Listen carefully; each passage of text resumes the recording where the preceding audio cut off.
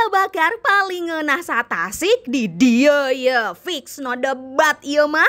Dijamin mantep pisan we iga bakar Core Garden emang gak ada lawan. Gak percaya? Cus atau cobain langsung. Core Garden tuh cocok banget buat jadi tempat family time dan meet up. Resto yang gak pernah sepi.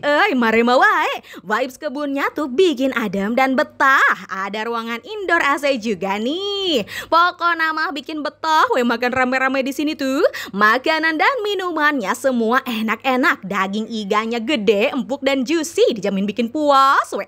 Disajikan dengan kuah kaldu, sambal tomat dan emping. Rasa manis-manis bumbunya meresap berasa di setiap gigitan. Dagingnya beneran empuk, mual gagal. Kalau suka pedas wajib pesan iga bakar rawitan. Sambal rawitnya pedas kacida.